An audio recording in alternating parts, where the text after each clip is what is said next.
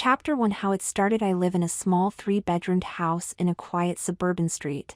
Its tree-lined streets and pretty grass lawns and flower beds provide a calm, beautiful feel to my neighborhood. I'm 13, my name is Carl, well actually Carolus, and as the only child, live with my mother Mary and father Peter. Mom is a botanist, so when I was born, she named me after Carolus Linnaeus, the guy who did a lot of pioneering work in classifying plants and how they should be named. Dad is often away for his work for months at a time. He's a civil engineer and works on big construction projects like dams and harbors. He just left for Peru to oversee the construction of a dam and won't be back for at least 6 months. I'm friends with my neighbor John, who is also 13, and he lives with his mother Loretta, or Lori for short. Neither John nor I have gotten our next growth spurt yet. The other boys in our class seem to be growing quicker than us. We're about the same height and thin, but John has black hair while mine is blonde. Mom says not to worry that other boys are growing more quickly. Everybody reaches puberty at different times. She has been giving me vitamins for the last 3 months anyway, just to make sure I have a balanced nutrition. The first week taking them made me a bit nauseous, which is weird. Trouble is, while they're supposed to encourage my growth, I seem to only be keeping pace with the girls in my class. Some are even taller than me. John and I are often over at each other's places playing around, sharing homework, or just hanging out. We never had any secrets from each other until 3 weeks ago, when John seemed to become withdrawn a little, and somehow, we never seemed to meet at his place. John had just left my place after finishing our history homework together, and I was sitting in my room, playing on my computer when Mom came home from shopping. I got up to help her with the groceries. I was used to helping Mom when Dad was away for work. Going to the car, I saw that on the back seat, there was more than groceries. There were clothes shopping bags too. They were pink, so assumed Mom had bought herself some clothes. I reached in, and as the clothes bags were closest, but Mom had returned to the car and told me to get the groceries instead. Thinking nothing of it, that's what I did, taking in 2 bags of groceries to the kitchen while Mom took the clothes bags to her room. While putting the vegetables in the refrigerator, she came up behind me and hugged me from behind. "You're such a helpful treasure, thank you for being so good around the house." And just to show my appreciation, I thought we could watch a DVD movie together and order in a pizza. "Great, I was a bit bored while you were away." "What's the movie?" "It is a great movie called Mauvais Rose. I've been wanting to see it for a while," Mom replied. With the pizza ordered and the DVD in, we sat back and watched the movie. I figured it would be a chick flick, Mom's favorite, but that was okay. And I was right in a way, but not the way I expected. It was about a boy that wanted to dress like and be a girl, and how society reacted to him. It made me uncomfortable and puzzled watching it, while Mom was making appreciative gestures every time the Ludovic dressed as a girl and declared that she was a girl. The mix of comedy, fantasy, and the hard reality of people's reactions made me feel happy at times and sad and uncomfortable at others. At the screen credits, Mom commented, "What a brave girl Ludovic was to follow her dreams." "But Mom, he was a boy," I replied, still confused by this new concept.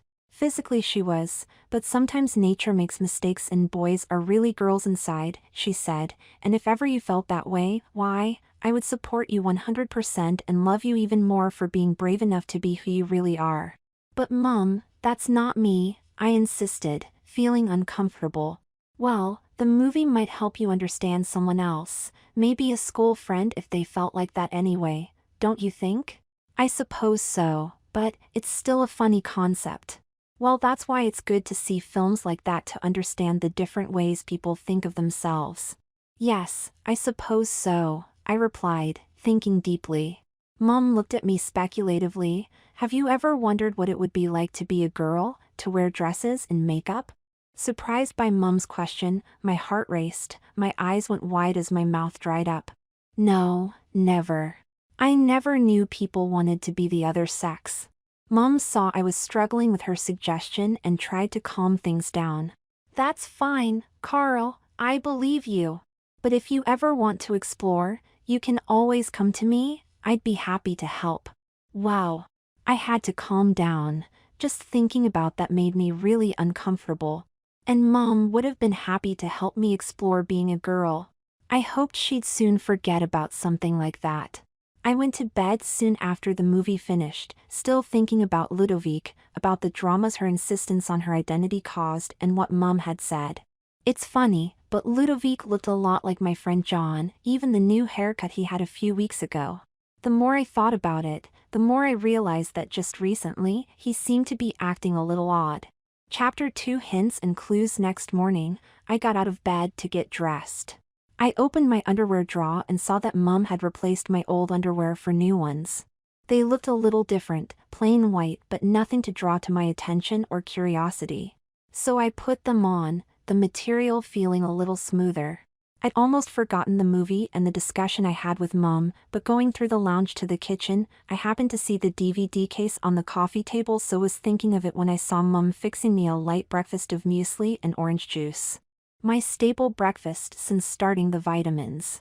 As a matter of fact, I reflected, my whole diet changed around that time, less red meat, more chicken salads, fish, tofu and no fatty foods. Mom looked up, smiled and asked, "Did you find your new underwear?" "Yeah, thanks Mom, the old ones were getting a bit ratty." "That's okay. I hope you don't mind that the undies don't have a fly, they're called boy shorts, that's the style." "They're fine Mom," I replied, I thought no more of it. Mum smiled again as she bought me my bowl of muesli, orange juice and the daily vitamin Mum had had me on since the start of the school year. While eating breakfast and thinking about the movie last night, I realized my hair was longer than Ludovic's hair. Mum hadn't wanted me to cut it, saying she had no time to take me to the barber whenever I mentioned it. Still feeling funny about the discussion we had, I asked, "Mum, can you take me to get my hair cut? I think it's getting too long, it's a little past my shoulders." Mum turned to me, "Darling, I'd love to, but I just don't have the time at the moment, let's try later." So I left it, just like the other times. My hair was fully hiding my collar at the back and teachers were suggesting it was looking a little too shaggy. After heading out the door and on the way to school, I met Johnny at his front gate as usual. It was only a 4-block walk to school and a bright sunny morning. It was a pleasant walk along the quiet, tree-lined streets. I thought I'd mention the movie Mum and I watched last night about the boy who identified as a girl to get his opinion. "Hey, Johnny, Mom and I watched this weird movie last night about a boy who thought he was a girl. Who ever heard of such a thing?" Johnny missed a step and went a little pale. "Are you okay?" I asked, looking around to see what he may have tripped on. Not seeing anything, I turned back. Johnny seemed a little more composed. "Yeah, fine, that movie, was it called Ma Vi en Rose?" he asked. "That's it, have you seen it too?" "Yes, Mum must have lent it to your mom. Mom has been watching it a lot. I just watched it the once with her." So, Johnny's mom Lori had given it to my mom. It made me think of the discussion afterwards. Was Mom referring to Johnny as a boy who wanted to be a girl? I thought I'd raise the topic but not accuse him. Mom said something strange afterwards. She asked if I felt like being a girl, that she would support me if I did. Isn't that strange? Johnny looked surprised. "So what did you say?" I said that I never knew people could feel that way and that I didn't want to be a girl. "Oh," was all Johnny said in reply. We walked together in silence for a while and changed the topic of conversation. It left me wondering if Mum did think Johnny wanted to be a girl. After all, it was Johnny's mum who had loaned her the DVD. A few days later, I was at home watching TV with Mum when she asked me what was wrong. "Nothing," I replied. "Why?" "You're scratching your chest," Mum answered. I was hardly aware I was doing it, then on reflection, I realized it was itchy and becoming more so. "My chest is getting itchy, maybe it's the soap I'm using, you know, the new one you put in the shower." I had noticed it was new because it had a stronger floral scent than usual. Come to think of it, it was a lavender scent. "Let me have a look," Mum demanded, leaning across the couch to me. I lifted my t-shirt. I looked down as Mum investigated. "You've scratched them raw. I'm surprised you were hardly aware of what you were doing," Mum said with a look of concern. She rose from the couch and headed for her bedroom. She came back quite quickly with a tube of cream. Handing to me, she said, "Here, use this on your chest, it's a soothing creme." I took the tube and glanced at the label, Bust Boomer. I wondered what that was but wasn't too interested. Anyway, I squirted some into my hand and rubbed into my chest. It did feel soothing.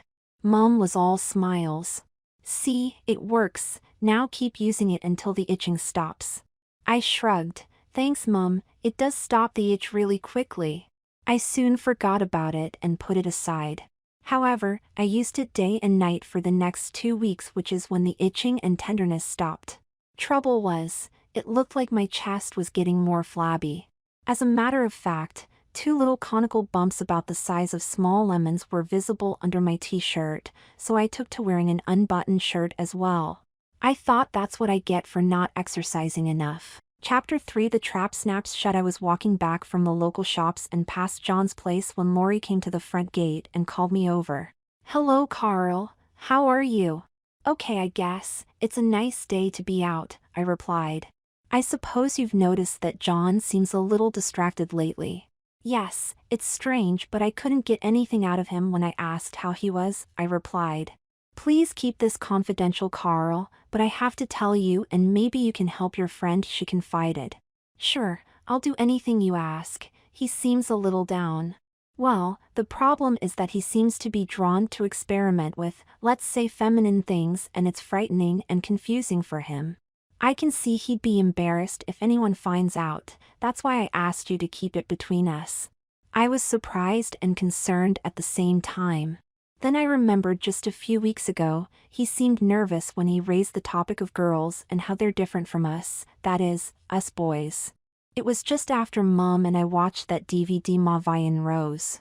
He started out commenting but soon dropped the topic, leaving me puzzled and a little confused until he changed the topic to the latest football results. I remember he did want to say something but changed the topic without getting to the point, I reflected. Lori replied, "That would have been about the time I came home and heard Johnny's computer on in his room. I went in without knocking to see that John was watching a program on applying makeup. He turned when he heard me, and I could see that he'd been experimenting with my eye makeup. That doesn't sound like John. He never said anything to me."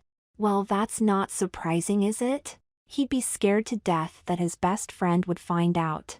Anyway, we had long gentle talk and I found out that he was depressed because he thought it was so unfair that girls could do things that boys couldn't, like wear makeup and perfume and explore wearing dresses and skirts while boys could only wear shorts and long pants. I was confused. This wasn't the rough and tumble John that I knew as a friend. Mrs. Nesbit saw my frown. "I know it's a lot to take in, but I'm worried he'll slip into a depression and try and harm himself." I did some research online and found out that he was probably transgender, and if not resolved, many transgender people will harm themselves. "What can I do to help?" "I don't want him to harm himself," I asked, now concerned for my friend's well-being. "Well, as you can imagine, I've been thinking very hard about this and I've had some professional opinions too. This may seem a little out there, but if you think about it, it'll seem logical. He needs to be accepted by at least one friend, someone he can feel free to confide in. I can do that. I can let him know that he's got nothing to worry about with me," I quickly replied. "Thank you for being so understanding. You're a very special friend to him, I can see that. But no, I think it needs a little more than just saying things. He will be more confident in trusting you if you could perhaps share some experiences with him." "That would make him more confident." "Nothing big. Let's just say, for example, if you were to watch TV and a makeup advertisement came on, you could wonder aloud what it would be like to wear makeup. I could overhear and offer to let you experience it." While my mouth went dry at the thought. It would let him see that, shall we say, his interest is sort of natural and shared without him having to bring it up. I know I looked worried, so she added, "I'm only talking of, say, letting me put some mascara on you or something trivial like that, and it can be taken off quickly and easily with a damp cloth. It'd be a way of starting a conversation while putting him at ease." I thought about it a while. Such a small ask to get John more at ease, why not? What is a friend for? I thought. "Okay, I'll do it. When would be a good time, Mrs. Nesbit?" "Please call me Lori, Carl. After all, we're both working to help Johnny. Come over in an hour. I know that's when there is suitable program on TV. I'll switch it over as you ring the doorbell. And don't worry, I have been discussing Johnny's issues with your mom. I already asked if it would be okay if you helped in this way. So that's why Mom was raising those issues with me. Now it made sense. She was talking about my friend Johnny. Okay, we'll go with that. So just to recap, I'll show you into the lounge and you sit next to Johnny, and noticing the program, wonder aloud what it would be like to have makeup on. But make sure you sound natural as if you just thought of it. I can take over from there. Okay, Mrs. Ness. Sorry, Lori, I replied, wondering what I'd gotten myself in for. I went home and waited the allotted hour. Mom was home, so I told her about my conversation with Mrs. Nesbit. She was really encouraging in my part to help Johnny. Oh, what a wonderful idea Lori has, and I'm so proud of you for agreeing to help my darling. Mom smiled at me and gave me a warm, gentle hug. Make sure you show Johnny that you are enjoying the attention. He will feel less frightened in opening up to you. That would be a real help. I knocked on John's front door at the agreed time. I heard footsteps come to the door and was surprised when the door opened and it was John who answered. He smiled and said, "Come in, Mom and I are just watching a film on TV." The sounds coming from the lounge changed, from what seemed to be a car chase to some women talking. I came into the room and we sat down on the couch. "What happened to the movie, Mom?" asked John. "Honey, you know we were watching the program on how to apply makeup." Mrs. Nesbit seemed perplexed. I could see John's body stiffen and he was about to reply when I thought I'd better butt in. "I've always wondered what it would feel like to put on makeup. Can we watch it, Mrs. Nesbit?" "Sure, Carl. See, Johnny, other boys are open to experiencing these things," Lori said, smiling. John seemed shocked, eyes wide open, questioning glances at me. Before he could respond, Mrs. Nesbit gave a stern-looking stare at John but replied to me, "We can do better than watch it. Why don't I give you boys a makeover together and enjoy a little girly fun? No one else need know." A makeover was news to me. It sounded like a lot more than a little bit of mascara. But I was caught in what I'd said, and I was still concerned for John, so I let my concerns slide. I put on a happy face and said, "Hey, that sounds like fun, John. What have we got to lose?" John looked unsure, but seeing his mother glare at him, he smiled nervously and agreed. "Good, let's do it in Johnny's room. You boys go there, and I'll get a few things." Mrs. Nesbit smiled, then turned around and left the room. "Let's go," I said, getting off the couch. I followed Johnny up the stairs to his room. I stood in the door and stumbled a little, seeing how much it had changed in the last few months.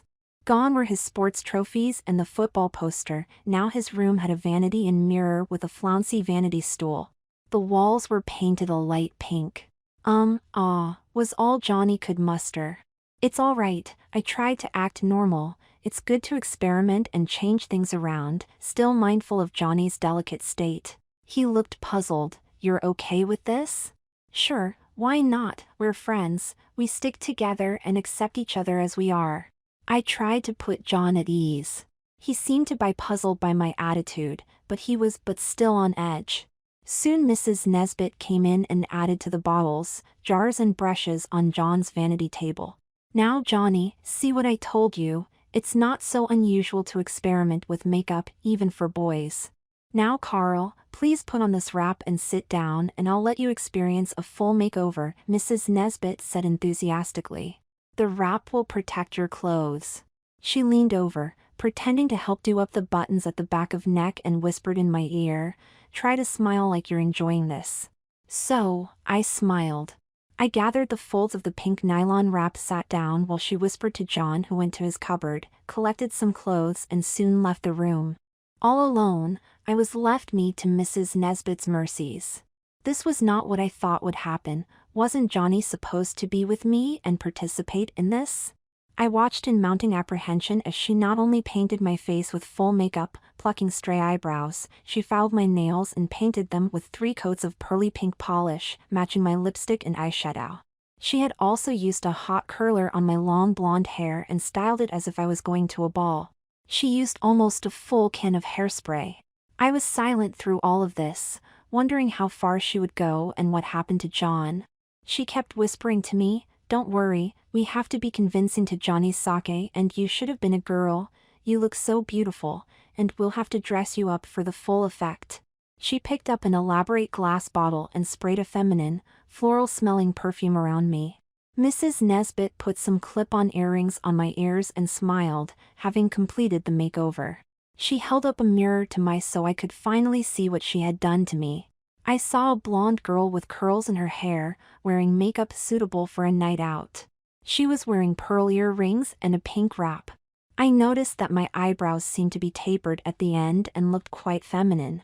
Something that I couldn't change after removing the makeup. I was stunned that this beautiful girl was me. As I looked down, I noticed my flabby chest poked out the wrap, making me look more like a girl. I wondered if Lori noticed. While I was still staring, a girl came into the room. She looked stunning.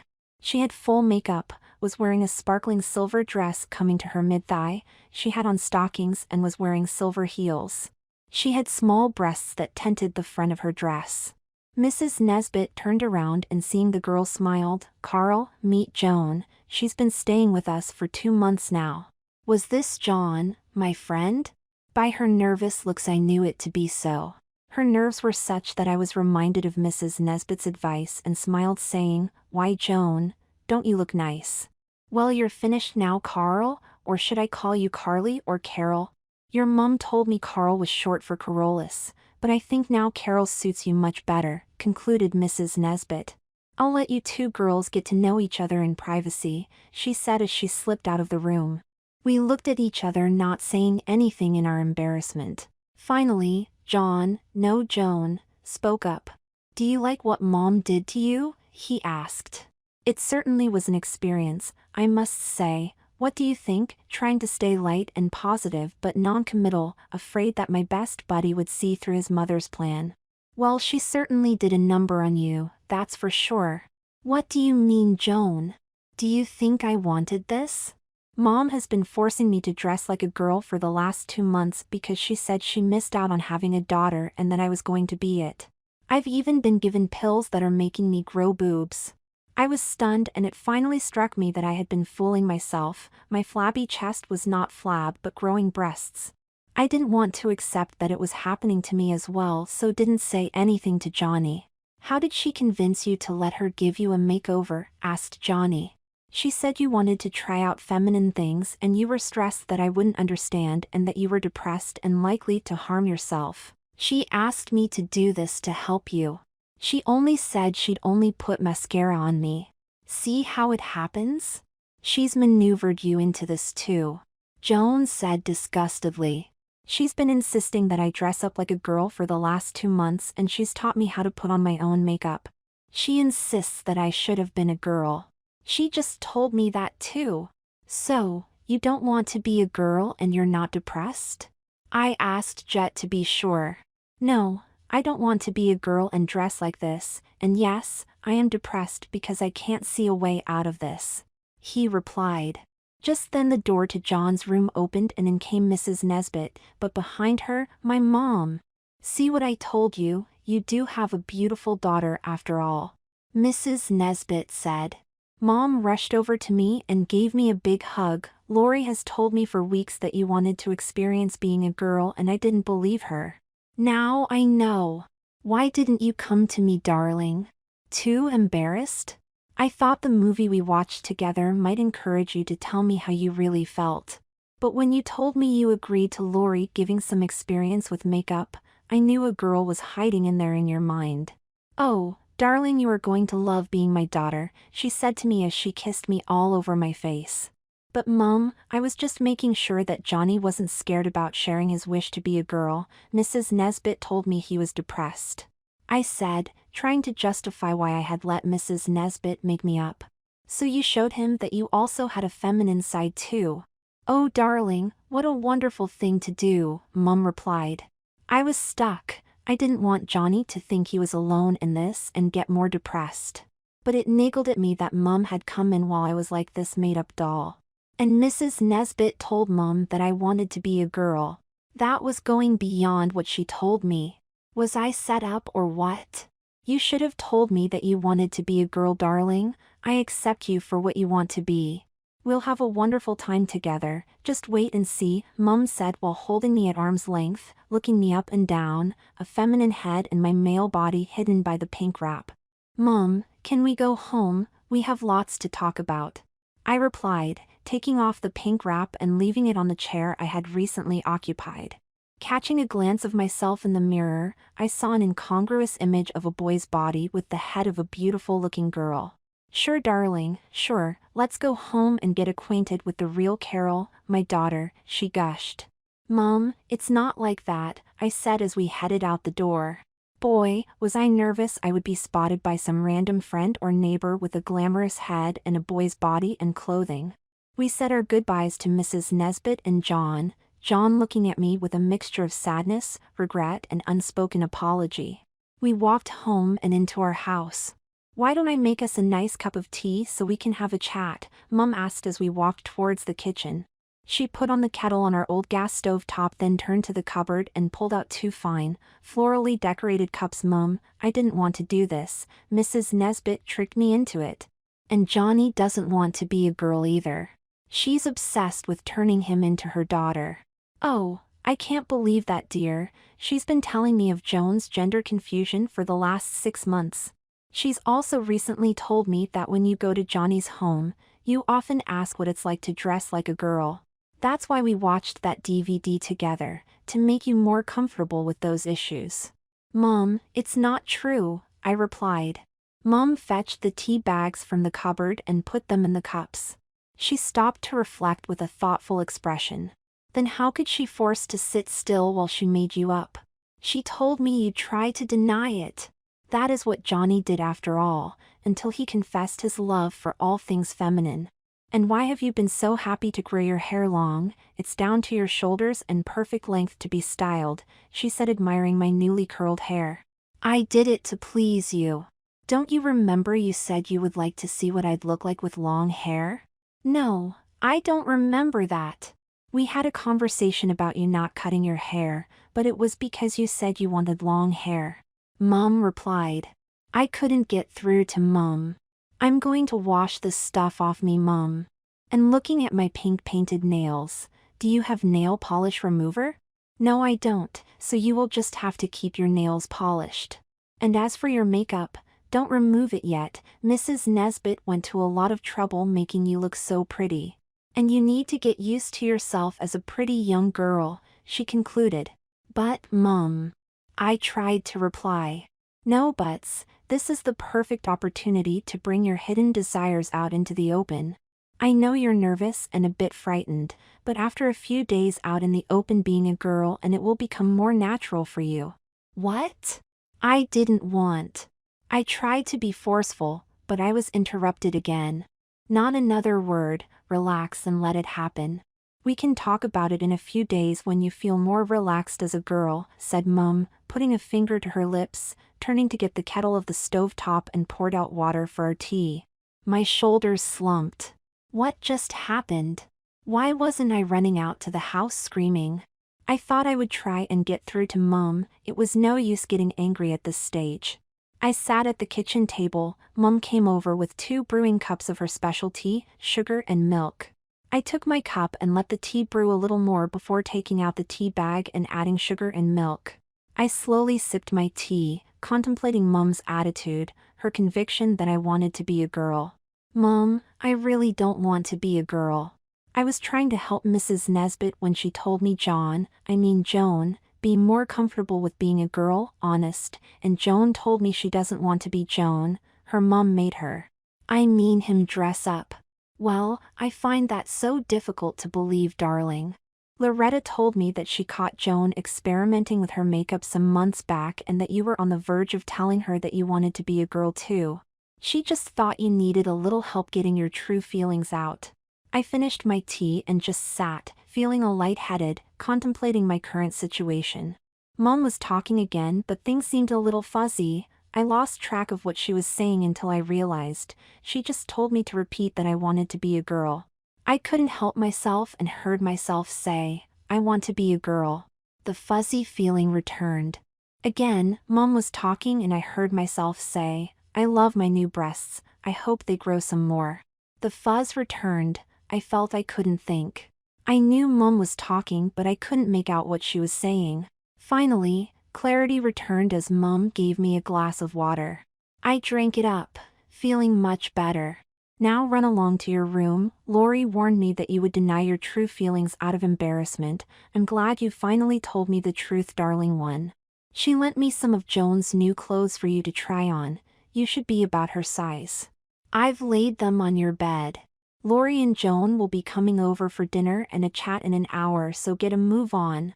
I reluctantly went to my bedroom, walking more slowly as I approached the door, feeling a little more clear-headed. Feeling like I was falling further into a trap, my mind started to liken it to a hunter and prey situation. I turned the corner of the door, the bed slowly coming into view. There on the bed was a full set of clothes, white panties and training bra, short pink socks, white shirt and a tartan skirt on the bed waiting to encircle me, to smother me in feminine garb. A black pair of Mary Janes lay in wait at the foot of the bed, waiting to pounce onto my feet. I slowly approached the bed, wondering how well this was orchestrated. Mom had to have had these clothes before I even went into Johnny's house. And while I was being made up, Mom must have put these clothes out, waiting for the signal that my makeover was complete. I wondered if Mom knew I wasn't interested in experiencing being a girl and she'd collaborated with Lori on this whole preposterous scenario. Did she just believe Mrs. Nesbitt's story and wasn't really interested in turning me into a girl? But what was I to do? I was in such a shock and confused, I couldn't think straight, so with no better direction, I decided to get dressed in the clothes laying on the bed. I caught myself thinking, I want to be a girl, then wondering where that thought came from. I approached the bed, stopped and just stared for a while before moving to undress. Once stripped of all my boy clothes, I felt vulnerable and wondered if this was a point of no return. I picked up the white panties, noticing the soft sheen and their slick, smooth lightness. Hesitating a fraction, I finally bent over while lifting my right foot and inserting it onto the leg hole, followed by the left foot. I slid them up my legs and finally let them settle on my hips. The elastic material minimizing my boy bulge. My hands swept around my rear, feeling the cool, slinky, rounded surface. To my unease, I realized I was enjoying the feel of the panties. Actually, they suspiciously felt somewhat like the plain cotton underpants Mom had bought for me weeks ago. The training bra was next. It was one that I could just slip over my head, like a very short singlet, but it was silky smooth, except on the edges where there was sewn in elastic. Once settled in place, it looked and felt strange on my body, ending just below my flabby pecs. To my dismay, it was pushing the excess flab into the cups, creating soft pointed mounds where before was just a little flabby chest. My chest looked like a young girl's chest. How could that have come about? I touched the soft, pliant mounds with my hands, wondering at the soft, smoothness of the bra and what lay underneath. Unbidden, I thought, I love my new breasts. Again, I wondered if I was losing my mind. Where did that thought come from? I also noticed that, with my smaller, narrow tummy and wider hips I had been wondering about, I looked like a girl with a little lump in her panties. I was embarrassed by the look of my girly body and quickly wanted to cover it up with the plain white shirt laying on his bed. I picked it up, realizing that it had 4 rows of lace on either side of the front buttons and buttonholes. I put it on, finding the buttons on the wrong side. At least they covered my chest. The tartan skirt was pleated and made of cotton and was relatively easy to put on, sliding the zip in front, zipping it up, buttoning the button on top and sliding it around to the back. Tucking in the blouse, I looked in the wardrobe mirror. With my longish hair, my body shape and clothes, I looked 95% girl. Under the makeup, my face still looked a little boyish with my thickish but shaped eyebrows and peach fuzz upper lip. I felt my eyes water and sting as tears leaked down my face. How did this happen so quickly? I was a boy this morning, wasn't I? I collapsed on my bed and sobbed. I could hear Mom came into my room, the mattress springs creak, feel the mattress depress from her weight as she sat next to me. I smelled her subtle feminine perfume, then felt her hand gently rub my back. Oh darling, there's no need to cry. And especially you don't want to rub your makeup all over your bed. Come on, sit up, honey. I sat up and Mom gave me a warm hug. After helping me put on the Mary Janes, she dried my tears, dabbing them with a tissue and helped me stand up. Now come to my room, we'll fix you up. I followed Mom to her room, shoulders slumped. Now sit at the vanity, honey. Numbly following her suggestion, I sat, facing away from the mirror, not wanting to see myself in the mirror. Mom brushed my hair, fixing the elaborate hairstyle, and sprayed my hair to hold it in place. Next, she fixed the mascara and eyeshadow and lastly, coating my lips in the pink lipstick I had last seen next door. Now I was ready for dinner with Joan and Lori. Enticing me out of her room, I followed Mom into the dining area where she put me to work setting the table while she completed the dinner. It felt funny to be in girls' clothes while doing chores, the feel of the bra across my chest, the open bottom of the skirt, the slight heel of the Mary Janes, the weird feeling of my stiff, styled hair and the greasy feeling of lipstick. With all the distractions of the clothes and the chores, before I knew it, the doorbell chimed. Answer the door, honey. Reluctantly I walked to the door and opened it, dreading anyone other than Mom seeing me dressed like a girl. Before I could say anything, Lori burst forth, "Oh Carol girl, you look gorgeous." Lori gushed and smiling, let me look at Joan's new girlfriend. I heard Joan groan. I stood there embarrassed, while I was inspected from head to foot. Joan stood slightly behind Lori looking beautiful but bashful. I couldn't stand being exposed to the street while standing in the doorway. "Please come in," I said, hoping to close the door as quickly as I decently could. They soon went past me, so I closed the door and turned. Lori had gone straight to the kitchen. I heard a squeal of delight and one in return. But not the words that followed. Joan stood near me in the entry, looking contrite. "I'm so sorry you got dragged into this, Carl," Joan said. "Me too, and I know you were railroaded just like me, so we need to work out how to get out of this." Joan smiled but with sad eyes. I knew how he felt. "We'll talk later, John. We've got to keep it together and remember who we really are." We went into the lounge room and sat down on the sofa to talk more about our situation. I noticed how automatically John tucked his skirt under himself while lowering himself onto the couch. I followed his example, sliding my hands from my bottom to the back of my knees as I sat. "Are you sure you haven't worn a dress or skirt before? You did that like you were born to skirts and dresses?" John asked. Annoyed, I retorted, "No, of course not. I just aped what you did, you ape." "Hey, sorry. That just slipped out. You looked so natural sitting like that, and did you stuff your bra?" Alarmed, I looked down to see that there were two small but noticeable bumps. "I'm just a little chubby on my chest. They're not what you think." "Sorry, Carl. It just looks." He trailed off abashed, looking into his lap then, like me. Still annoyed but mollified, apology accepted. "But we need to work out how to get out of this situation." We could still hear the excited buzz emanating from the kitchen, occasionally picking up words and phrases like Joan, feminine and loves pink. Ominously, I also heard doctor and counseling. We sat quietly trying to hear what was being said and find out what more our mothers had planned for us. I kept looking down while trying to hear what was being said, but the sight of the blouse and skirt I was now wearing caused so much confusion, I couldn't really remember their conversation. Finally, dinner arrived. John and I were asked to set the table and our moms made sure we moved and acted just like the girls we appeared to be. Chapter 4: A visit from a psychologist. I woke to a new day, slowly becoming aware of the unfamiliar feel of the nylon nightdress I was wearing. Mother came into the room and opened the curtains on a sunny morning. Blinking, I sat up, feeling distraught that I was wearing a nightdress Mom had forced on me the previous night. "Good morning, darling." My mom was beaming. "Mom, I don't want to wear girls' clothes. I'm not a girl and I don't want to be one." I complained.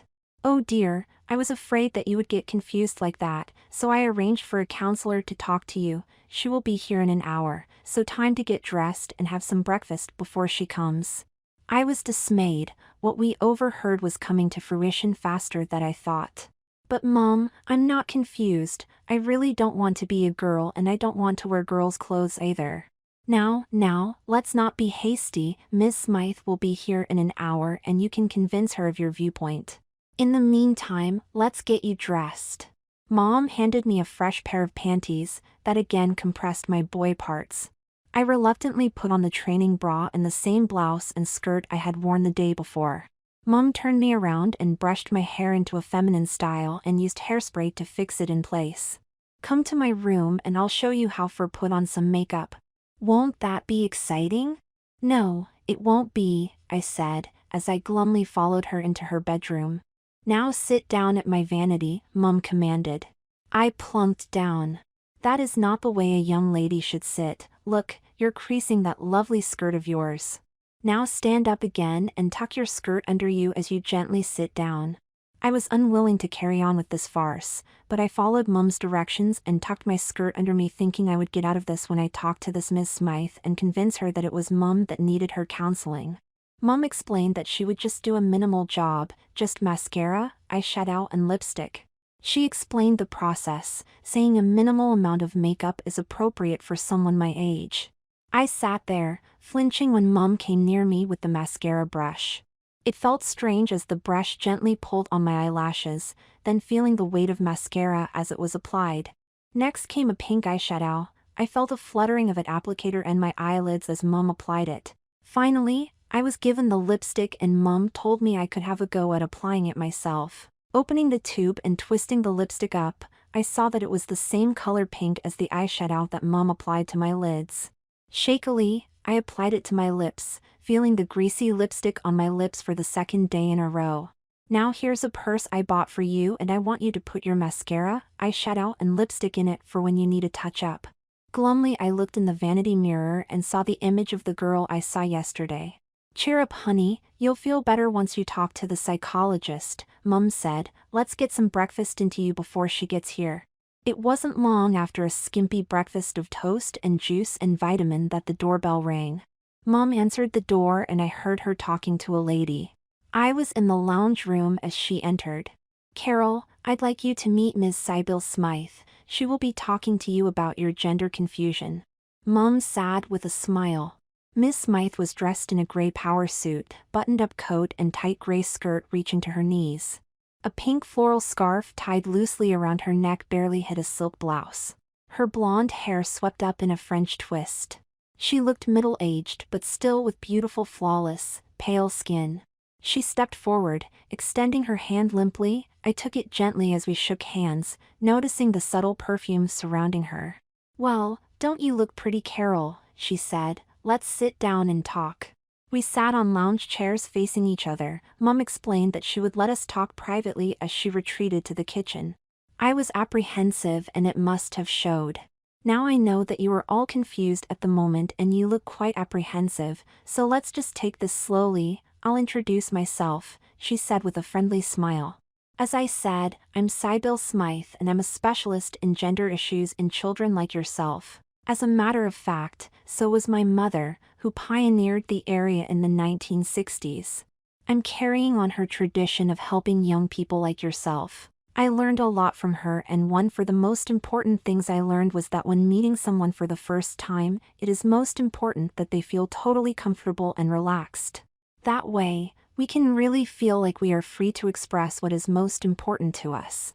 So, before you tell me about yourself, how about we do a little relaxing exercise? I thought she was sincere and that I would be able to talk to her, that I didn't want to be a girl or wear girls' clothes. I was wound up, so I thought a relaxing exercise might help me explain this terrible mistake better. I nodded that I would be happy with that. Oh good, let's begin. Firstly, I want you to relax your body, feel yourself sinking into that warm, comfy seat. I listened willingly to her smooth, comforting voice droning on about relaxing until I felt my eyes getting heavy. Next thing I was aware of was a gentle click of her fingers. Carol, thank you for telling me that you have wanted to experiment with wearing beautiful dresses and skirts like your friend Joan, Ms. Smythe said. As I heard the word dresses, I suddenly realized that it was true. I wanted to wear beautiful dresses.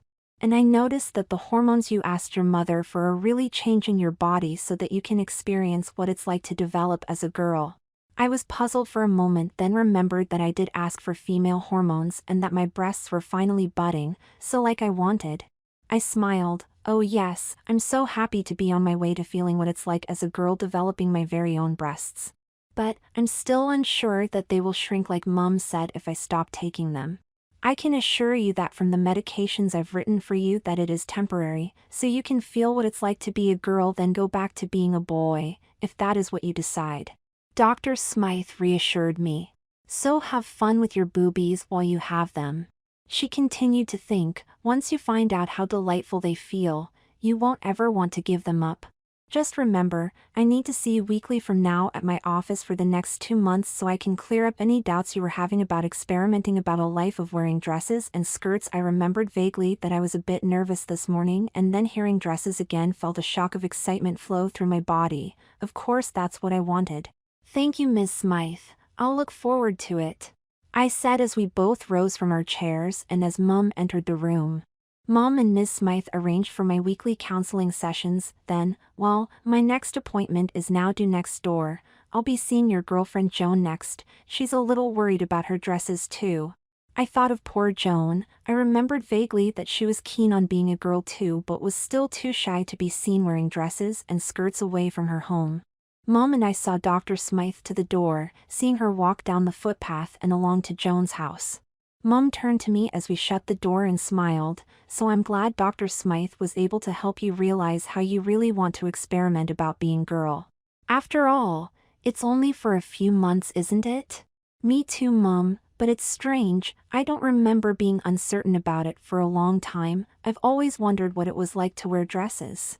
I just love the little feeling of happiness whenever I said or thought of dresses. Mom looked at me a little strangely, then her visage cleared of the doubt I saw there, and she answered, yes, of course. Remember, this visit was just to pave the way for you to feel more comfortable and natural while you have this trial. We had to officially start somewhere, she said. I thought this was a new idea but accepted it as I seemed to be forgetting a few things just lately. I went to my room, still enjoying the feel of being in a skirt, my legs feeling bare. I lay on my bed, looking up at the ceiling, wondering how Joan was going with her appointment with Dr. Smythe. I knew she was more committed to being a girl full-time while I was just seeing what it would be like. I must have fallen asleep for quite a while as I had a rug over me when I woke to the smell of a roast dinner cooking. I lifted the blanket when a host of strange sensations hit me. The feel of a bra wrapped around my body was the first thing, then memories of the day came flooding back. Then I got confused. Wasn't I trying to resist wearing these things? Wasn't I tricked into wearing them by Lori and Mom? But I also knew that I'd wanted to feel what it was like to dress like a girl. Wasn't that why Mom let me experiment with growing breasts? But no! How could I have asked for hormones to experience developing like a girl? That was just ridiculous. Leaving my bedroom, I walked into the kitchen seeing Mom prepare vegetables for roasting. She saw me enter and, hello sleepyhead. I saw you must have been tired, so I put a rug over you. Feeling better? She asked. Mom, I'm confused. I didn't ask to see what it felt like to be a girl, did I? Mom stopped peeling the carrot she had in her hand. With a look of concern, she said, darling one, don't you remember that is why we called Dr. Smythe to see you? To feel more comfortable wearing dresses, to make this little experiment with wearing dresses and other things seem more natural? On hearing dresses, I began to wonder why I asked that. Hearing dresses again made my heart beat faster in excitement. Yes, I wanted to feel what it was like to be a girl and wear some dresses. What was I thinking? I started to help Mom prepare dinner, shelling peas then setting the table. All the while, I was hyper-aware of the skirt and blouse I had on and how new but how wonderful it made me feel. Oh yes, you're right Mom, that's exactly right. I want to act and feel like a girl, and wearing this outfit makes me so natural and calm, like this is where I belong. Good for you, darling Carol. Now let's get the rest of dinner prepared. Could you finish shelling the peas for me? And don't forget your apron, it's behind the pantry door. Of course it was, I remembered as soon as Mom told me, and looking behind the door, I found it. Strangely, I only remembered what it looked like as soon as I saw it, but no clue beforehand. I picked up the pink floral confection and carefully lowered it over my freshly styled hair. Dinner was such a pleasure talking about fashion with Mum. She was smiling so wide I thought her face would split open. It was like she had just found a treasure chest laden with gold and diamonds. Chapter 5. Carol and Joan, the new girls in the neighborhood. It was another school day and I was wondering what to wear. I was in a strange frame of mind. I wanted to wear a pretty dress, but my wardrobe was still full of boy clothes and I knew I couldn't wear a dress to school. I knew I was a boy but had a strong urge to present as a girl. I also knew that it would cause issues and I wasn't ready for that. I had been going to Dr. Smythe now for 4 weeks and every time I left, I felt more and more comfortable with experimenting with being a girl and watching my little breasts get a little bigger each week. A knock on the door pulled me out of my reverie. "May I come in, Carol?" Mom asked. "Oh yes, Mom, come in, maybe you can help. What will I wear to school?" "For now, no skirts or dresses, you need to wear your boy clothes." Hearing dresses, I knew that's what I desperately wanted, but my shoulders slumped. Of course, I had new desires, new needs, but only one skirt and blouse. Mom saw my dejected body language. "Darling, wear your boy clothes, then after school, we can go to the mall and get you some more suitable clothes, for after school and weekends." I looked up. "Mom, you're a treasure. I'd love that." Excited, I started thinking of all the wonderful clothes I could get. "Why don't you at least put on these panties and camisole under your boy clothes, so you can at least feel feminine?" "Thanks, Mom," I said smiling, "what a great idea." I took the silky white undies and put them on, feeling more content. Then I had to put on my new white camisole with the thin straps and the lace edging. Somehow they really accentuated my growing chest. Then I put on the usual jeans and t-shirt, giving me a bit of a downer.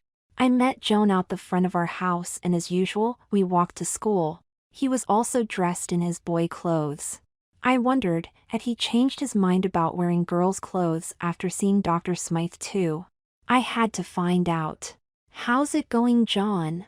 I asked. "Fine, but while we're alone, could you call me Joan?" Smiling I replied, "Sure, Joan, and call me Carol." We both laughed in relief, knowing we were both wanting to be girls but had to hide our feelings. "Are you wearing anything special today?" I queried. Joan nodded and whispered in my ear, "I'm wearing panties and a camisole, how about you?" "Yeah, me too, can you tell?" I smiled hoping nothing was visible. Jan looked at me front on then around the back. Oh, I can just see the telltale outline of the camisole coming through your t-shirt. I can also see 2 bumps on your chest, just like mine." "Can you see those on me too?" Joan asked. I looked and saw to my consternation the same outline on Joan's t-shirt and 2 obvious bumps on his chest. Now I was worried. I knew I wanted to wear my new slinky underthings, but now I was scared others would see. Maybe I should have taken a jacket as well. Something a little bulkier. Yes, I can see an outline of the camisole and those 2 bumps. But at least I can't see an outline of your panties. I noticed when I said panties, Carol's eyes flickered a little and his face flushed a little. "Well, I don't care who notices, it's who we want to be, so stuff em. So long as we stick together, we'll be okay. What do you say, Carol?" Joan said with a slightly higher, feminine voice. I thought for a minute. Carol reacted strangely to the word panties, but what if people make fun of us? We've got each other, that's all we need. "Yeah, sure," I replied, "we can be our own group, we don't need approval from anyone else." We continued walking to school, but a niggling feeling about Joan's reaction to the word panties struck me as curious. But I couldn't figure out what it was, something not quite within my grasp. I soon forgot about that as we approached school and we braced ourselves for others noticing our camisole outlines. Funnily enough, it seemed that as we walked through the school grounds, none of the boys noticed anything and we breathed a little easier. A few girls, however, gave us momentary strange looks which were quickly hidden. It was a little unsettling.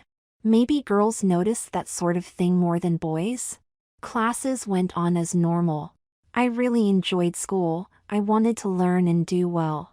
So did most of the students. We knew if we wanted to succeed in life, having a good education was the first important step. At the end of the last class for the day, our science teacher, Ms. Pamela Dirac, asked Joan and I to stay behind. The other students filed out of the room, leaving Joan and myself nervously looking at each other while the teacher packed up her notes. Ms. Dirac was approaching middle age, probably in her late 30s, with a shock of long flowing red hair. She was always dressed in soft feminine outfits of either dresses or skirt and blouses, her makeup was always perfect, and the scent of her perfume followed her wherever she went. She looked up as the last of the notes disappeared in her satchel. "Now don't worry, boys, or should I say girls, you are not in trouble. I could see the outline of your camisoles through your tees and the bumps on your chests, so thought I'd have a little word with you," she smiled encouragingly. "You know, our school has a policy of acceptance and encouragement of students and teachers of different gender identities." We looked at each other in puzzlement. Where was this going? "As I can see, you identify as girls but have not had the courage to come out in the open yet. Our school has a program for students such as yourselves to learn how to become more confident in your gender identity and sexuality so that you can be more confident to present in public who you truly are. We have group sessions with like-minded students every Thursday after school and would like you to join. What did you say?" Confronted with being discovered was a shock, and for me, I was now unsure why I was in this situation. I was a boy, wasn't I? Why was I wearing these feminine underthings? I was about to back right off when Joan spoke up. "Oh, that's good news, Ms. Dirac. We really are girls wanting to come out to the world. We'd love to join the group," Joan exclaimed, smiling. Before I could voice any concerns, Ms. Dirac said, "Well, thank you for admitting you two are keen to join the group. I will have to talk to your parents and get their permission, and will ring them before I leave school today. I'm sure we will soon have 2 new girls joining us. Now off you go, you'll be late home otherwise." Before I could even think clearly, Joan and I were out the door and walking home, my head swirling with thoughts of the situation being out of control and how am I now identifying as a girl. I'm sure I didn't want this. Now I was getting more scared. After Joan entered her house, I walked slowly to give me time to think. Why was I so positive about wearing girls' clothes? Was it the silky panties, camisole? There was no feeling for these items anymore. And as for the 2 bumps on my chest, I suddenly felt everything had gone too far. As a matter of fact, I felt distinctly weird knowing I could feel my underthings and could feel my little breasts rubbing on the camisole now. I seemed to change my mind so suddenly. What was the common factor? What was it? Mom and I would be talking, I would start feeling uneasy, then suddenly, bam! I was in for everything feminine. When was the last time I told Mom I was confused or uneasy? That's it, yesterday after my afternoon nap. I said I was confused. I didn't remember wanting to be a girl. Mom said something about that's why Dr. Smythe saw me. Wait, Mom said something about dresses. Thrum. Oh, dresses. I suddenly felt like everything was right again, my confusion was falling away. Now I knew, well at least I think I did. It was that word. If I say it again, that would confirm it, but I need to be ready. With some concentration, I braced myself. Dresses. Thrum. Oh, I do like dresses, what's wrong with that? I knew saying that word made me feel so in love with dresses and wanting to be a girly girl. I was glad my breasts were growing and showing. Now I didn't care. "Hi Mom, I'm home," I yelled as I walked through the door. Chapter 6: Keeping abreast of the times. It had been another month of school, hormone tablets, and seeing Dr. Smythe. I looked forward to seeing her. She was just so understanding and supportive of my experiment into girlhood with Joan. Oh, I would occasionally have doubts, but Mom and Dr. Smythe seemed to have a way of making me feel comfortable in immersing myself in femininity. Joan and I also took part in the special transgender group meetings at school. Of course, everyone was still dressed as boys, but all of them were in some way showing their true identity. There were 3 other boys in the group. It was strange though, at the first meeting we all had to say what was our favorite feminine garment. Henry said it was pantyhose and his eyes glazed over for a second. The same happened with Fred. He said his favorite was Mary Jane's and his eyes glazed over. Brendan said his was skirts. When I said dresses, I noticed that for a second the idea of dresses seemed to make me lose concentration. John said panties, and the same thing happened. Ms. Dirac, we call her Pam in these sessions, was pleased and said that it is good to focus our positive thoughts on our favorite feminine things. I thought of dresses again and smiled. I felt a little sorry for Brendan though. He was a little under 6 foot tall and well-built and not very happy that he was in this meeting group. Ms. Dirac suggested that he think of the skirt he could wear by eating fewer high-fat, fast foods and getting to take an interest in salads instead. Brendan, or Brenda as we called her in the meeting, did take that on board, and we could see a dramatic drop in her weight. She started looking like a tall svelte model in proportion. She was feeling much more confident in her identity with each meeting. It is funny, I was aware of things being done and said in the meetings, but we were all in a bit of a haze as we were encouraged to talk about being feminine and what we liked about our special clothing items. It was easy to take on board Ms. Dirac's suggestions. One day after our special meeting, Mom was late in picking Joan and I up. As we hung around out the front of school, we noticed that Dr. Smythe had picked up Ms. Dirac and drove off in a fancy car. I thought how nice it was that the two adults who were helping us discover ourselves knew each other. Later that evening, I was helping Mom clear the table when she said, "Oh Carol, you must try the latest technique for enhancing your breasts." I wondered why I should do that since I was already on hormones, so asked her why. Still smiling but acting coy, she replied, "Well darling, your breasts are certainly growing, but they're still a little under an A cup. If you really want to see what it's like to have more mature breasts, I have a way to do just that." "But Mom, I don't want to have implants or anything like that." "Honey, don't worry, it's completely natural, some herbal creams and a little device that sits on you to stimulate growth by your own body." "Well, in that case, I think I could give it a go, but Mom, if I don't like it, can I stop?" I was really worried now. I had been thinking of what had been happening lately and had also realized that Dr. Smythe had given me a word catalyst just like Joan. I had tried to avoid even thinking of it. When I thought I would be thinking of it, I'd quickly think of panties instead. That seemed to make me more immune to suggestion that I now knew came from Dr. Smythe. Somehow though, the thought of panties. "Why of course dear. I took the liberty of getting everything we need. I can set it up for you tonight. You will need to wear the device overnight while you sleep." I wasn't prepared for anything like that so suddenly. I was now desperate to avoid any quickening in what was happening to me. Mom saw me frown, thinking about this latest development, so she quickly added, "Just think how your dresses will fit better." I immediately got excited again. Yes, my dresses would look much better with breasts larger than just my little A cups. I also thought that it would be a slow process, so I could stop when I wanted. It doesn't seem such a big risk. "Okay, let's do it. But if it's too much I can stop doing it?" Somehow, just under my consciousness, I was wary. "Of course darling," Mom smiled at me and kissed me on the cheek. Her perfume filled my nostrils, bringing me closer to her. "So, at bedtime, you just need to wear your favorite panties and I'll do the rest.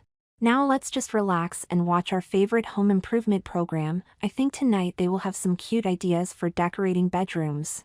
We finished the kitchen cleanup and had a relaxed night in front of the tele.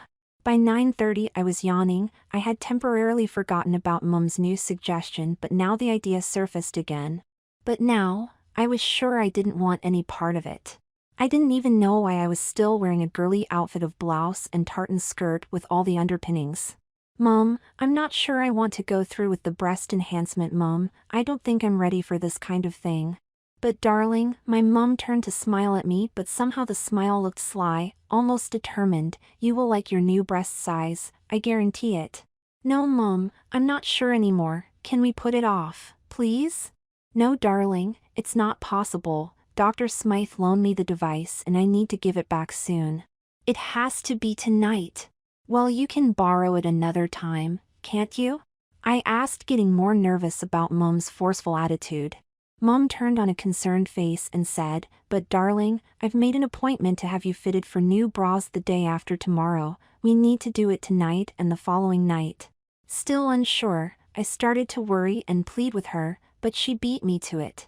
"Dress shopping will be next on the agenda, Carol. New dresses to try and buy. Doesn't that excite you?" Actually, it did, I thought, so why was I so reluctant to try this enhancement treatment tonight? "Carol darling, I think you got worked up for no reason. Let me fix you a drink to relax you."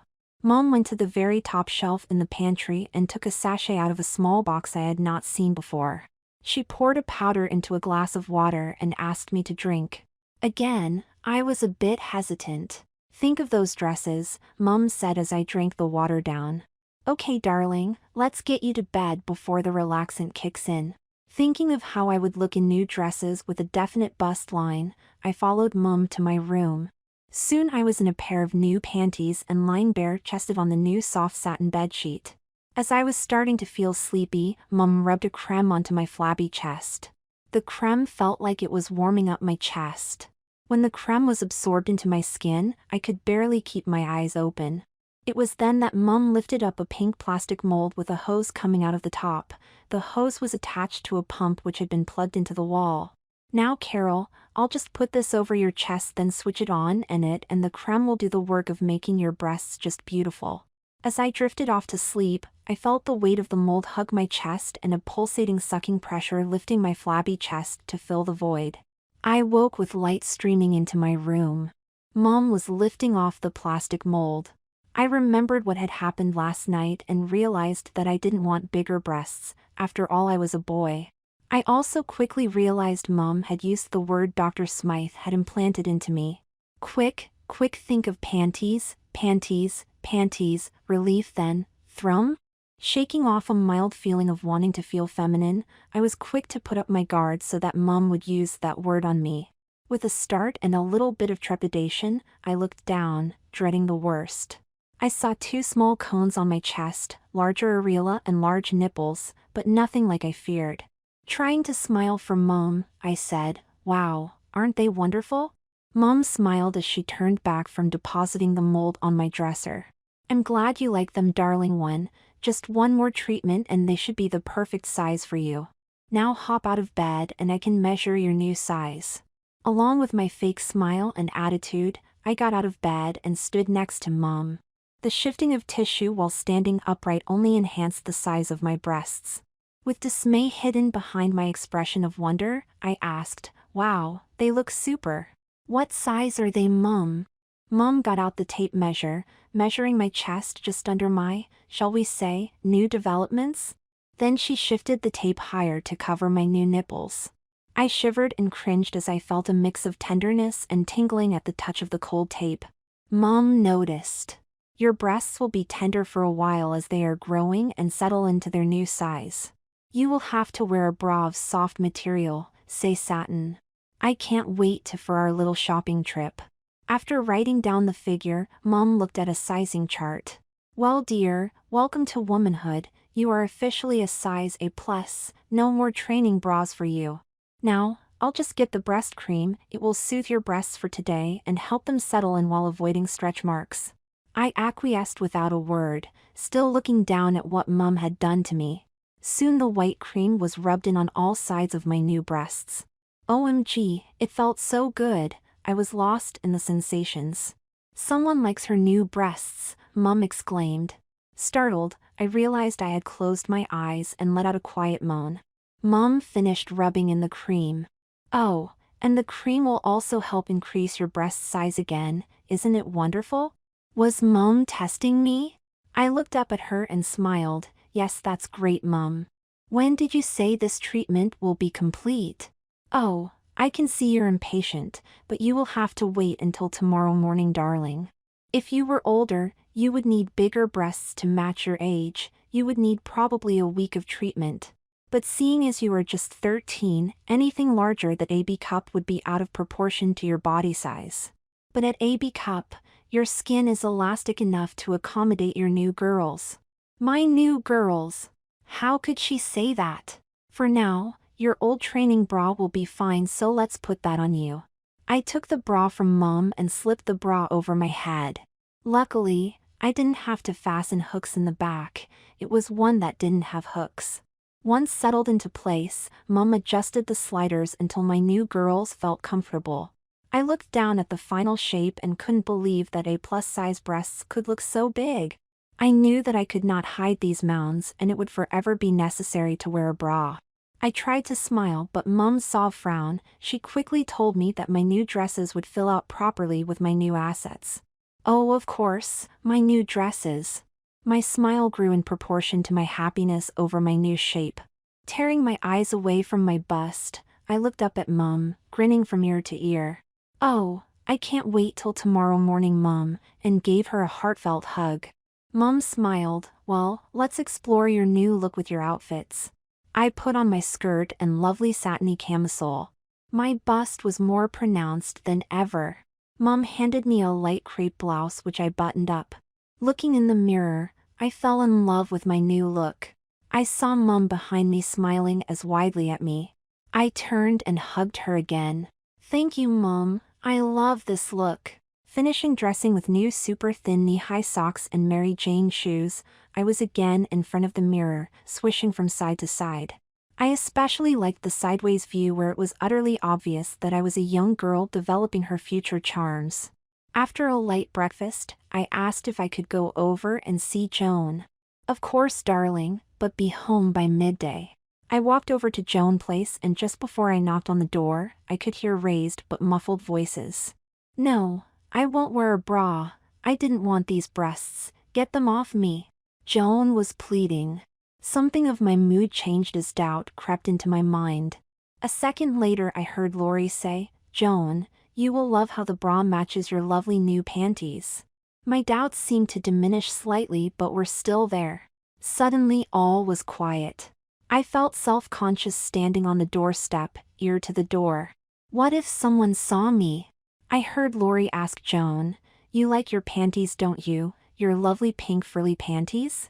Silence inside but my heartbeat increased. Panties, panties. Yes, panties.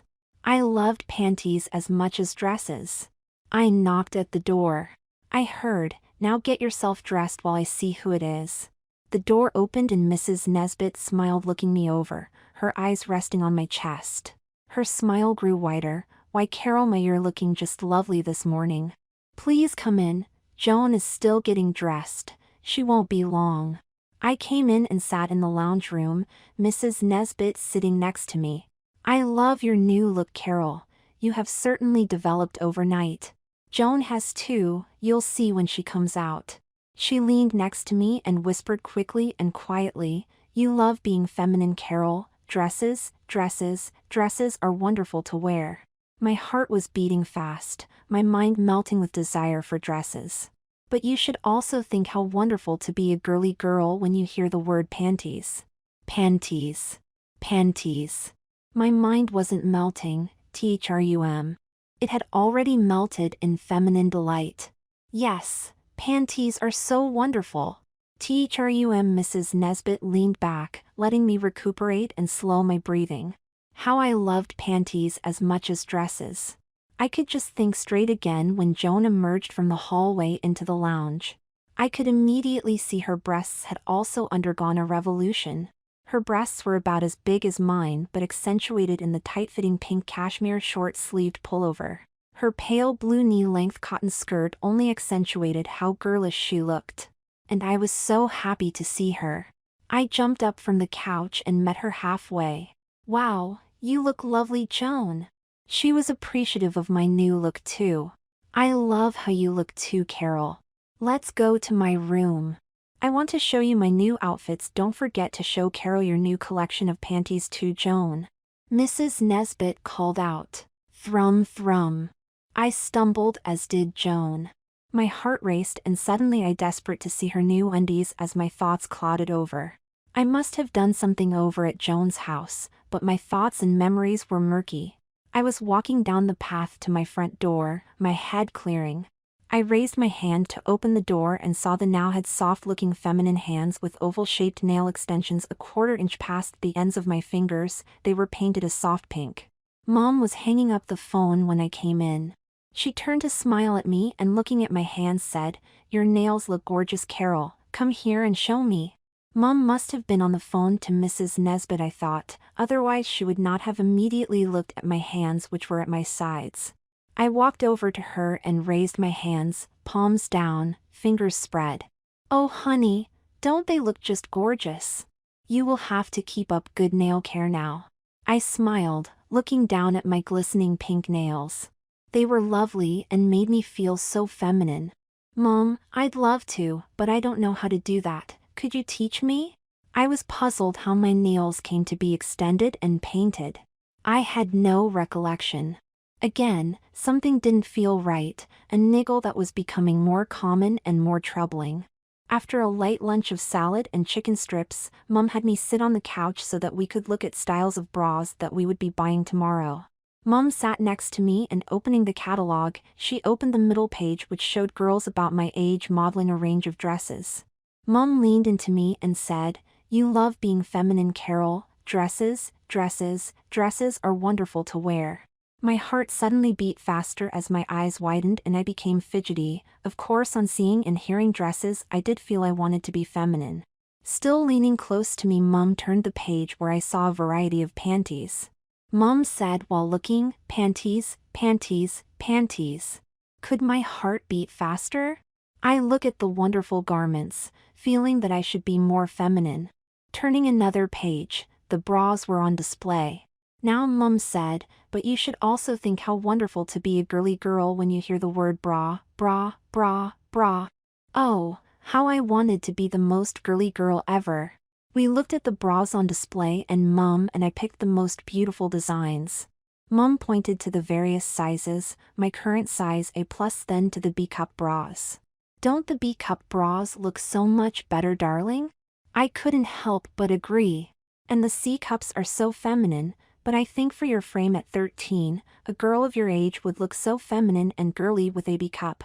Again, being immersed in talking about bras, looking at them in the catalog, I was feeling so close to Mom, so girly and feminine, I agreed with everything. I wouldn't be happy until I had at least 6 or 7 bras in a size B cup, larger than what I had now. Primed now for a second round of breast enlargement, that night, I lay on my bed, just in my panties and let Mom rub the special cream on my breasts. It felt so good. Just think, Carol, tomorrow we'll be able to go shopping for your new bras. Hearing that, I just wanted Mom to get on with it. I was almost hyperventilating. Mom noticed, "Oh dear, I should have given you the tranquilizer like last night to calm you down and so you can get a good night's sleep. Hold on, sweetie." Mom went out of the room and to the bathroom. She rummaged around for a bit and came back with a tablet and glass of water. "Here you go, darling one," she said as she handed me the tablet and water. I swallowed the tablet and gulped down the water. Mom then put the mold back on my chest as I started to get sleepy. Déjà vu. It was morning, the light streaming through my window, and again, Mom was removing the mold and placed it on the bedside cabinet. What confused me was that the mold was still on my chest. But no, it wasn't. My chest had filled the mold and now I had at least B-cup breasts. What shocked me more was that my areolae were now at least 2 inches across and thick nipples in the center. They were not, or ever would be, boys' nipples again. I sat up in shock, trying to push the breasts off my chest in fright. But no, it hurt when I hit them. "Carol, don't look so shocked. I told you this process would enhance your breasts. And now it has." "But Mom, I didn't think it would happen over just 2 nights. I said as I felt their weight pull on my chest. "Just remember the new bras and matching panties we will be buying today. And the dresses, darling." Of course, dresses. I was in love with dresses. I was suddenly calm and accepting, indeed, enthusiastic about my new breasts and the upcoming shopping trip. I climbed out of bed and to the bathroom for a shower. I sat at the toilet to relieve myself, then wondered why I sat. I suppose a girl should sit to use the toilet, so let the thought pass as I looked down at my new breasts. I cupped them in my hands, felt their weight and how they moved. I felt my hands on them. They were so much larger and heavier than just yesterday. As I touched the nipples, a shiver ran down my spine and settled further down to the base of my spine. They felt divine. I was happy with them as I played with my nipples, intensifying my pleasure and the shivers. I finished up, flushed and stepped into the shower. The feel of the stream of water on my new breasts felt sort of ticklish, but I liked it. Soaping up a lather, I began washing myself. When it came to my new breasts, they felt sensitive, but I enjoyed the slippery feel of the lather over my soft flesh. Stepping out of the shower, Mom was waiting with a warm towel. Unexpectedly, she gently patted me dry. "That's the way you should dry yourself now. Your skin is going to feel more sensitive, so no more harsh rubbing." Mom then told me to stand still. She took the floral-smelling talcum powder and dusted my down. I smelled like a field of roses. I went back to my room. Mom had laid out a new outfit for me, a matching pink-laced bra and panty set and a new blue dress that looked at least knee length. She turned around, smiling, to look at me as I approached. "Now what do you think, darling? I couldn't help myself and bought you a new outfit to fit your new shape." "They're lovely, Mommy," I exclaimed. "Oh honey. I like it when you call me Mommy. You will have to call me Mommy from now on."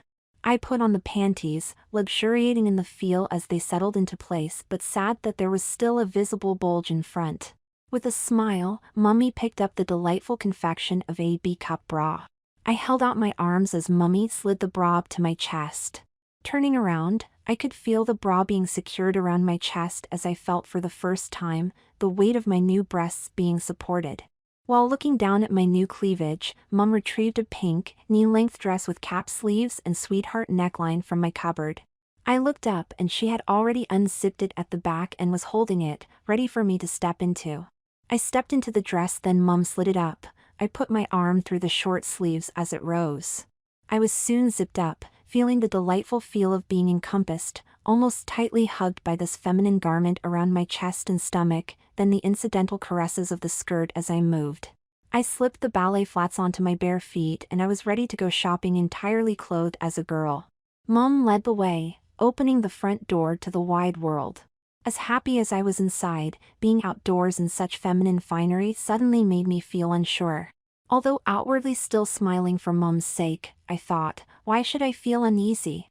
Looking down, seeing my dress, my hairless arms and newly painted nails, I realized that these weren't my normal clothes, and I was really a boy. But I loved being dressed this way. It was so lovely, feeling and looking feminine.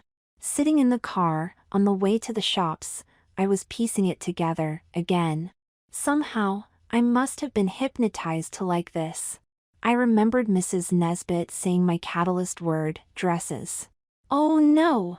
I loved them, but I knew it was artificial, and I remember pages.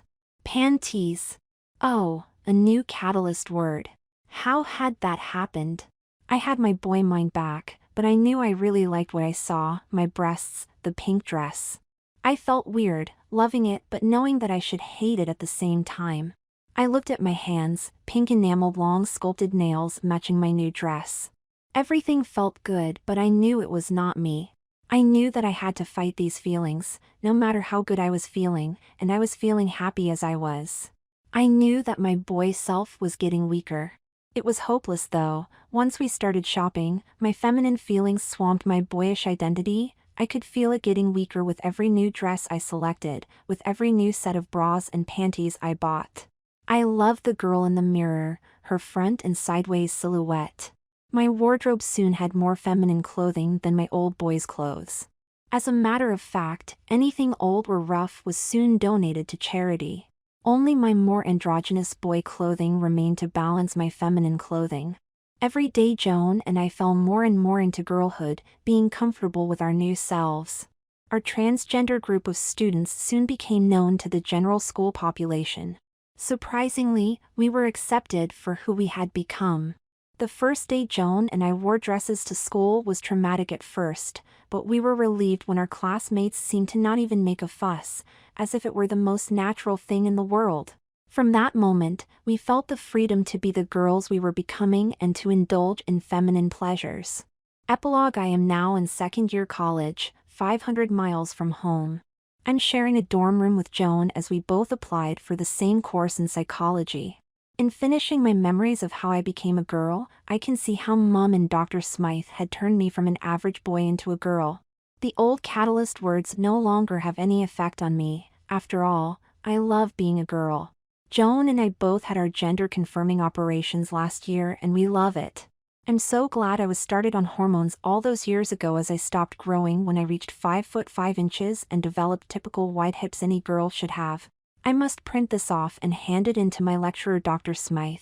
She has a class of her former patients of which Joan and I are a part. I love learning how we came to be girls, and when we graduate, would love to do as Dr. Smythe has done and give other boys the opportunity to experience a feminine life.